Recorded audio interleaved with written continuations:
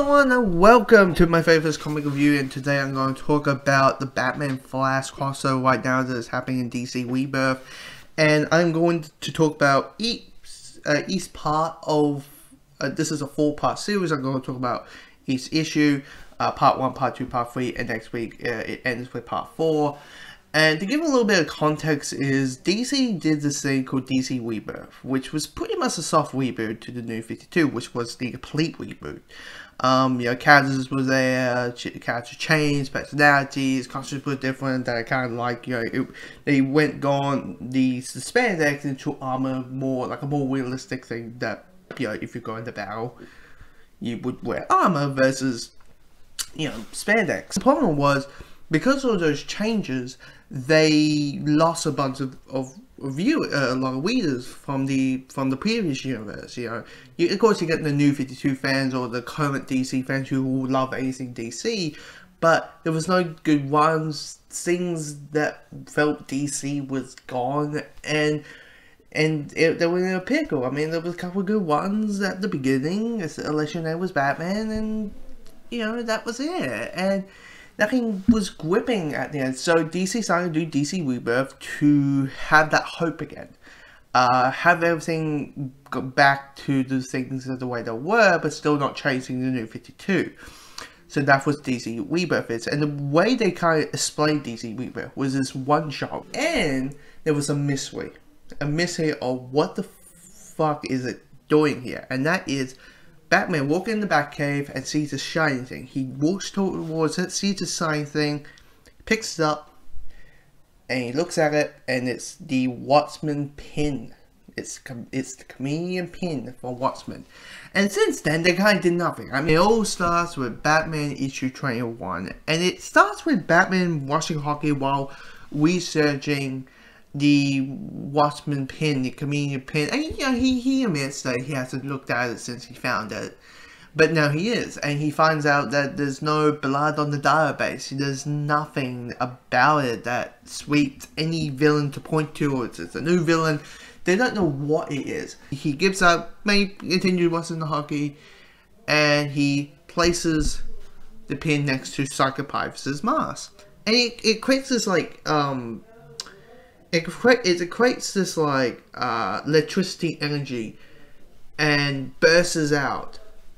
And out of the blue, bursts out is the Flashpoint Batman, Bruce Wayne's father, Thomas Wayne. And I will explain what Flashpoint is in part 3 when I talk about the Flashpoint issue. Of Bruce seeing his father, knowing who his father is in Flashpoint, he's like, "Father, oh my god, it's you!" And then he vanishes.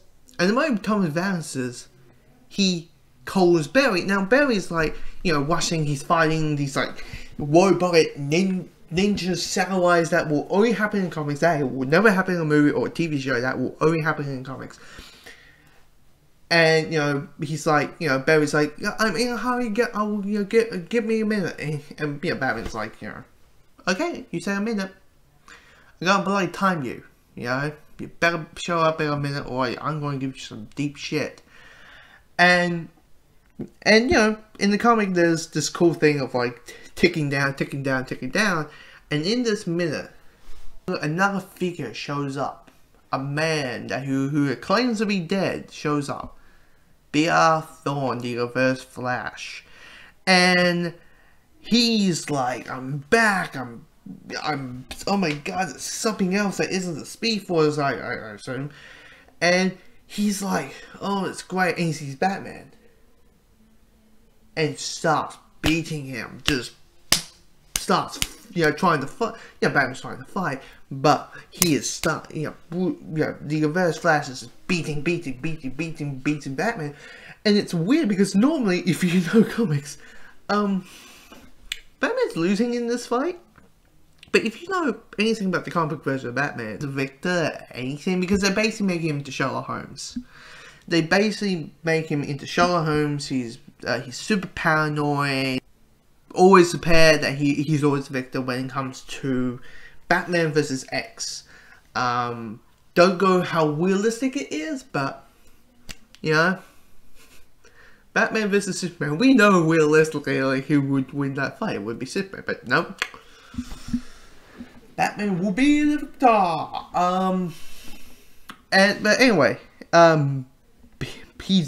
Bruce is losing on this fight. He's losing it, and for me, while reading this, I'm like, this is painful. This is like, because I'm feeling every bruise, every punch the Reverse Flash is getting, it is giving the Batman, and it was painful because it's like, this is like my favorite fictional character in literature, and he's getting his ass patted in it, and this is not how it normally works. It's like, and it's like, oh my god, this is like painful. And the most painful moment is the Reverse Flash sees the letter that Thomas Wayne gave to Bruce. And he sees that letter, picks it up, and whips it. And that shatters Bruce. That shatters Bruce. That shatters everything that happens. Like, it's the one thing that is courting him. And it's now got that is a connection, a connection to his father, and it's all gone. So yeah, Bruce is, and Batman picks up a batarang and stabs the Reverse Flash in the foot, and then the Reverse Flash disappears. He disappears. A minute. Barry shows up, and he's like, what the hell happened? He's seeing his friend on the floor, and then the Reverse Flash shows up again, and he's screaming agony. He's burning, his face is getting torn off, and he's saying, God, I saw God, and then drops on the floor dead. And it ends with Barry seeing his best friend Borden beaten on the floor, and the man who murdered his mother next to him. And that's how the story ends. And I would say that is a damn good opening. This is my thoughts on the issue now. I gave you like a 5-minute synopsis of everything that happened, but this is gripping and engaging. You get the sense of tension out through. You're getting the sense of threat towards. When I forgot this detail, when the Reverse Flash disappears the first time, he's holding the chameleon pin, and he's, you're thinking, and when he comes back, you're like, what the hell happened? Who killed the Reverse Flash? Who, killed him again? Like, who did it? And, we have, at through, I was like, I expect that's Dr. Manhattan.